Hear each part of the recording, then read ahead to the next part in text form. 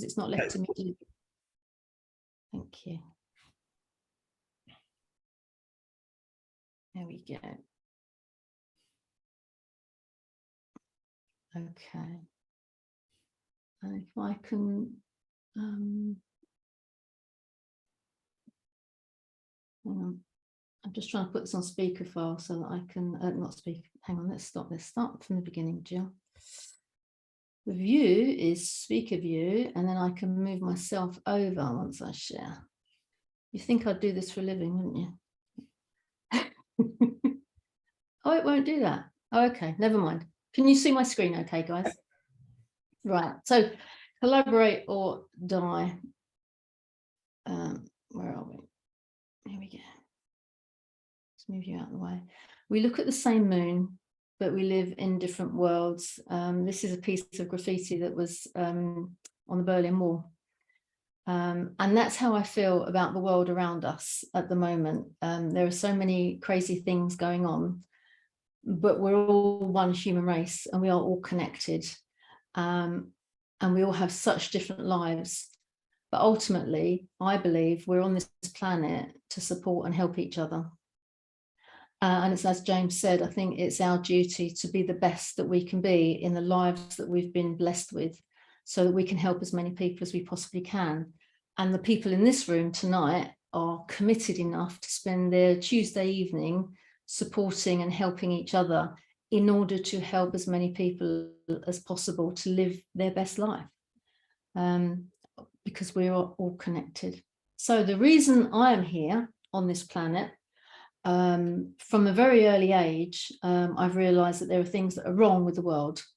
And as time's gone on, people have accused me of being a Pollyanna. I don't know if you ever heard the story of Pollyanna, who always saw the good in things. She was glad about everything. She could always find the silver lining. And some people have said to me, oh, you're such a Pollyanna. And I'm like, that's a good thing, isn't it? Isn't it good to be an optimist rather than a pessimist? Oh, but you're so naive. Well, I feel like somebody has to be. You know, I'm standing up for the good in the world. I remember saying to my dad when I was about 5, why don't they have cars with rubber bumpers? And then if you bumped into somebody, it wouldn't cost anything to put right, because it would just bounce and nobody would get hurt. Oh, but then you wouldn't have jobs and you wouldn't be able to make new cars and you wouldn't be able to. But, well, people could get other jobs. And it just didn't seem right to me that there was this need to consume. And as time goes on, you know, we realize that we don't need to consume that much. But we still don't have rubber bumpers on our cars. Just put that in a suggestion box, someone. So these are things I don't think are right with the world. You can agree or disagree with me. I'm not asking for any, but basically this is like, oh, for goodness sake, all these things. Now, my mum's no longer with us, or mum and dad. But if they knew there were food banks on the streets of the UK, they would be mortified. Having been through the Second World War, survived the Blitz, I was brought up very strongly in make, do, amend. We had a very rough upbringing in that I didn't realise how poor we were, but looking back, you can see we didn't have meat every day of the week. We didn't really have the heating on. We just had one coal fire and that was it. We had an actual toilet, we had no hot water, we had no bathroom. This isn't to say that I'm a geriatric, but all my peers at school had things like central heating and went on holiday to, you know, sunny Benidorm and places.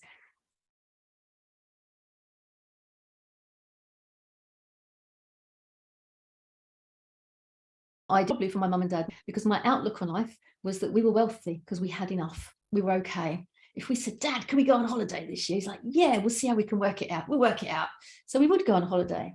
And it might only be to Southend, and it might only be to Auntie Margaret's house while she was going off to Benidorm. But we had somewhere to go on holiday that was a change of scenery, and we got to play in Peter Pan's playground at Southend. If you've never been there, it's an experience.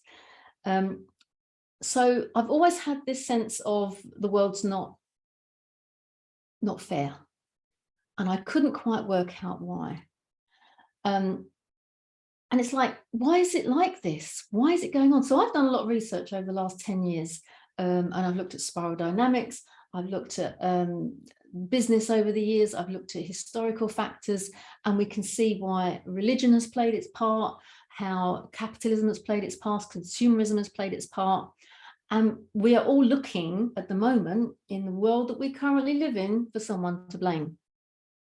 It's the politicians. It's the people that have way too much money.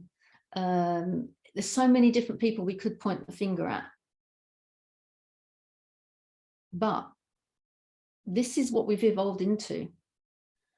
We are the ones to blame. Now, I don't know, and you might go, I haven't done anything wrong. Not me, it's not, I'm fine. It's just all their mothers. It's very easy to blame all their mothers for everything that's going on in the world. Have you ever seen, by a show of hands, if anybody has seen this, the TV series Years and Years? It was on about 4 or 5 years ago. There's 6 episodes. If you haven't watched it, do yourself a favor, go and find it on YouTube and watch it. It's a Russell T Davies piece. And in it, it's basically a soap opera set in the future. And it's a warning for what our world could turn into. And it's quite worrying, to say the least. And on the last episode, the matriarch of the piece was a lady called Anne, an actress called Anne Reid. And if you go onto YouTube and do Anne Reid, Years and Years monologue, and at the end, when I was watching the TV show on BBC One in my living room, I stood up and applauded this woman all on my own living room, because she's right. And what she's saying is, whose fault is this? It's your fault, and it's your fault, and it's your fault, and it's my fault. And we've allowed this world to evolve into what we have. So what do we do about it? Well, I think we collaborate. As I say, I've been looking at this for the last 10 years, and I look back and I can probably pinpoint when I was about 4 years of age that I realized that doing stuff together is more fun. Doing stuff with other people gets you further. Doing stuff with other people has a bigger impact. And doing stuff with other people that are like-minded, but more importantly, like-hearted, really, really is a win-win, win-win in every sense of the word. And I don't look at win-wins anymore. It's good for you, it's good for me. No, it's got to be a win-win-win, and possibly win-win, win-win. So it's got to be good for you, it's got to be good for me, it's got to be good for the planet, it's got to be good for the community, it's got to have a pay it forward element. And if we can breed that culture through our community at Collaboration Global and beyond in this community as well, then we could actually make a big dent on the way the world currently is. Let me explain. If you're going to collaborate, it helps the individual, which is what we're talking about today. Helps your business, hurrah, because we need to have the best businesses possible. Helps the community, as I said, and it also helps the wider world and society. That's my big dream. Somebody else said that, didn't they? I have a dream. Who is that man? And my dream is that our culture within Collaboration Global expands and grows to such an extent that the current people that are in charge of our countries will be able to say to us, how do you do that? We want to know how to do that collaboration thing, because we need to change the culture of where we're going and what we're doing. And I want us to have a seat at the table to tip that dial into a new way of being. Because when I talk about collaboration, I talk about being collaboration, the essence of collaboration, love, connection, and abundance. That's what being collaboration is all about. Having a mindset and a behavior set of abundance. Because you know what? We have enough in this world. There's no shortage. There's no shortage of food, and yet we have food banks. There's no shortage of shelter, although we have homeless people on the streets. We have more people out of poverty now than at any other time in history. And yet we're struggling with so many people. Talking about balance earlier, as Andrew was, it's just imbalance. It's a distribution problem. Oxfam release figures every year. And I think it was last year, it said that the top 0.5% population in the world, 0.5%, in the last 10 years, it's gone from like 5% down to 0.5%, have more collective wealth than over half of the rest of the population of the world. A bit uneven. Collaboration can even that up, can spread it around. There is nothing out there already that we don't have a solution for. And the problem is we're not collaborating to get those solutions out there. So let's look at us as individuals. If you're collaborating on your own, you can't, can you? It's difficult. So how do you get collaboration ready? When you do collaborate with other people, this is what it makes you feel like. Hey, I did that. Look at the stuff I did over there. I've managed to help all those people. My name's up in lights. That's not why we do it. We know that. But it gives you this kind of, hello, I'm a superhero, because you've managed to affect and impact so many people. Doing it on your own, not so easy. So we need you to get collaboration ready. Okay, and that is working on yourself first. And that's where you guys are so important. We cannot collaborate effectively if we don't know who the hell we are. If we haven't connected deeply to our inner selves, to our genius, to our source, if we don't know this stuff, then how the hell are we going to go and help anybody else? And that's our sole purpose for being on this planet, to go and help other people. So step one, work on you first. Be the best you that you can be. And no one can do that in isolation. I don't think. We have to do that together. So that's one of the benefits of Collaboration Global, is that at times we challenge each other. Hey, should you be doing that? What did you mean by that? I don't understand that. Tell me more. It's that kind of like holding people to account and making sure their integrity is always high, so that we can be the same ourselves. We're living our best selves. And that's the way we can make a bigger impact. Okay, what does it do for your business? Well, what do you know collaboration by today? It's like, well, if you do this deal and we do this deal together, and maybe he comes in as well. Well, you can get 30%, I'll get 30%, but then he's going to get 40%. Oh, is that really fair? I don't. And it's all about this. It's all about a transaction. Now, if you're doing a transaction, there's nothing wrong with doing a collaboration. It's a transaction, right? It's all just based on finance. You know, we'll do this together and we'll make loads of money out of it.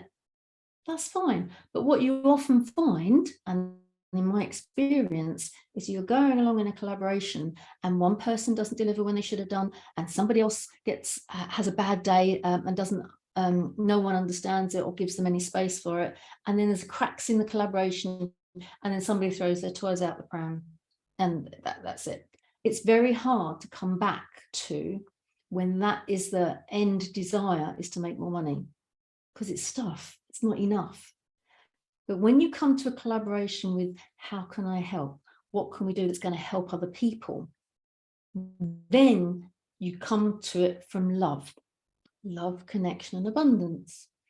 And when you're coming to something from a space of love, then the money just flows. Now, there's nothing wrong with money. I want it to flow in my direction. I want it to flow in your direction, because that's the only way we can make a big difference quickly in this world, by helping other people with the money that we get. We only need so much to live, survive. That's fine. We'll have that much. Thank you very much. That's called an income. And anything else that comes with it, because we're earning so much because of the people that we're helping, that then becomes the money that we can do pro bono work for and help the people that have nothing at all. And we redistribute. We make the balance come back again. So collaboration in business, once you know who you are, you can do so much more in your business. What does it do for the community? Well, the third pillar for us is paying it forward. And when you can pay it forward for your community, that's when you start to see the ripples, and the growth is expedited. There's this exponential growth that can go on, and we can tip. If you've ever read David Hawkins, I can never remember his name, David Hawkins, and the books that he's written about consciousness and the levels of consciousness, he says that there is a tipping point, and there is a mathematical equation that gives you that tipping point. And apparently somebody went off and did the calculation, got the calculator and worked it all out. In the UK, the tipping point for a consciousness of society to tip into a different way of being is 834 at the moment, because of the size of our population. It's not a big number. Let's do that. Let's tip our society from a place of trolling people and being negative and being judgmental to a place of love and connection and this abundance. Let's connect people together. And if that's the culture that we're creating and you're creating, because everything you're doing is about supporting and enabling and growing and stretching people so they can be their best selves, that's how we can affect other communities and have that tipping point so that more and more people can find out how to collaborate and make an impact. And what does it do for society? Well, if it's happening in small communities all over the place, we're all interconnected anyway. And it will just grow, and it will have this, as I say, exponential growth around the world. One of the things I say at Collaboration Global, our 3 values are love, human being first, and being collaboration. So if you're a human being first, we don't care whether you are black or white or sky blue pink, gay or straight, male or female, old or young, able-bodied or disabled, short or tall, or fat or thin, or doesn't matter. You're a human being first. Therefore, we love you. It's a given. I give you my love. I've never met you before in my life, but I give you my love, right? Because I love you, I trust you. Because I trust you, I respect you. It's up to you if you want to lose it. But what if we all started from that place? How many more collaborations can come out of the humanness of, you did this, you should have done that, why didn't you do this? It's not my fault, it's your fault. If we can come away from that space and go, you said you were going to do that and you didn't. Is there anything I can do to help? What happened there? All of a sudden, we're coming from a different conversation. And it's not easy to have those conversations because we're all human. And there will be times when someone throws their toys out the pram and gets angry. But until then, let's give it a go. Let's try these things out. Looking at my time, as Alessandra knows, I talk for England. I'd be here for 3 days if I had my way. Okay, so what can you do to be collaboration ready? Basically, be radically responsible. You know that old adage is when you're pointing a finger at somebody going, you should have done, why didn't you? You ought to have done, you need to do. Well, there's 3 fingers pointing back at you.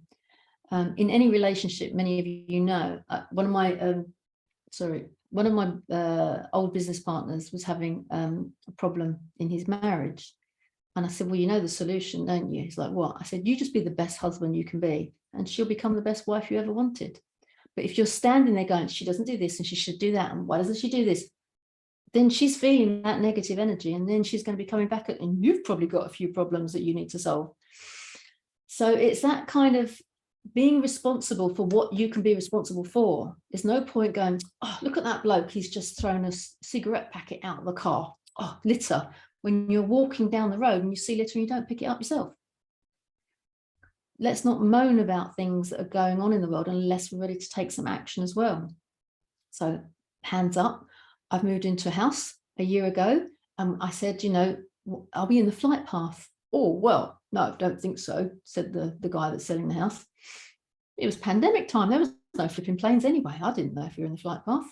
1 year later, Gatwick have just opened their last runway because it has been very quiet, and now they're planning to build another one. So I could moan to my neighbours about it and nothing would actually happen. Or we could join a society and we could write to our MP. Is little things, being responsible for what you can be responsible for, like walking down the road and saying good morning to someone, making them smile, you know, going to your supermarket shop and talking to the cashier, have a conversation. I've lost count of the amount of conversations I've had with cashiers and people in the queue. I've even had a widower crying on my shoulder because he said, I don't do the shopping. My wife does the shopping and she died last week and now I've got to do the shopping. But if I hadn't started a conversation with a cashier, she wouldn't have started talking to him. He wouldn't have started talking to me. And he had a little bit of a release and a bit of company at that time. We have to be radically responsible for who we are, the best selves that are in us, the genius and the talent that lives within us, and the way we treat other people.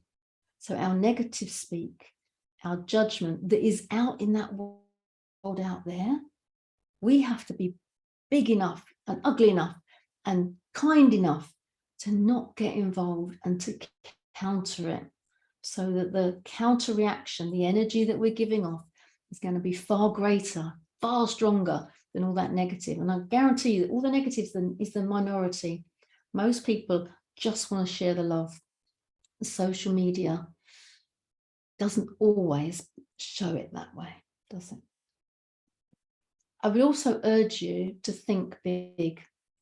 You all have amazing talents in the room, right? We've just heard about some of them, you know, whether it's Reiki or healing or the modalities that you use.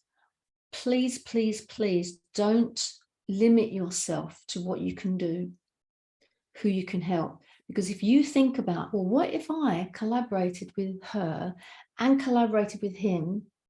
Maybe we did something on LinkedIn, or maybe we did something on Facebook, or maybe we did a live session together. You will bring your clients to that table. They could start working with each of you for different things, and you've expanded your network, and more people will know about you. But if you're just thinking about, I need my next client, I need my next client, I need my next client, that's not a mindset of abundance. That's not going to help us. We need what you do to be out there in the world. Think big. What could you do? And when you start tuning into, collaboration, what is possible? What could I do? I didn't anticipate using collaboration to run a podcast, using collaboration to have an online publication, using collaboration to have monthly meetings. It just kind of, talking about collaboration, it came to me. So now in the next 7 days, listen out, you'll hear it. Opportunities will be there. And if it feels right for you, that's always the watchword, isn't it? If it feels right, ask yourself, ask your intuition, is this a good idea? And if it's fear that's stopping you, make sure it's good fear that you can work through and stretch that comfort zone. But think about what is possible and what you could do to think big, because this isn't for you about earning more money and going, oh, I've got loads of money, because that's just stuff. We know we don't need that. We need it to function for sure. But if you're thinking about how many more people I can help when I collaborate, well, then I'll ask the question, how dare you not collaborate? We owe it to those people who have yet to meet us, but we know need us, to collaborate so more and more people hear about us. And then when you are successful in your business and you are growing your business and you are helping lots and lots of people, and you go, wow, Jill will be so impressed. It was only 6 months ago she told me all this, and look at me now, look at what I'm doing. Well, then you've got to think about how you can pay it forward. So when there is more income coming than your needs require, how are you going to pay it forward? Now in Collaboration Global, we look after, we're connected to a charity, we partnered up with B1G1. Look up on LinkedIn or just go give them a Google. B, literally letter B, 1G1, and they are an amazing charity where you can donate, create massive impacts around the world just by tuppence a day.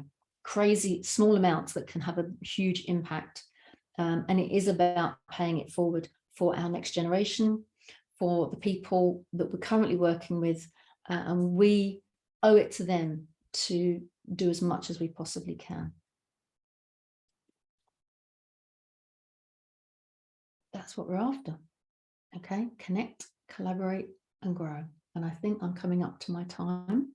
If anybody is interested in coming to a Collaboration Global meeting, they're free. Come along, meet some nice people, learn some stuff, share some of your stuff. Thomas has been before as well, which has been lovely to see him there. Obviously, you'll see Alessandro, who does the meditation at the very beginning. And it will be just an absolute pleasure to welcome you to come along to that. And I think I'm up with my time. Thank you, James, and thank you, Alessandro. Thank you, Jill, so much. That barcode, by the way, if you put your camera on, Jill, can you? If you put your camera on it, it takes you to the page and you can register free. But I'll send the link in the group anyway. But this is magic, you know. You put your camera on it, and then you just hit the little yellow bit. I mean, it's amazing. Anyway, amazing talk, Jill. Thank you so much. And yeah, beautifully expressed. I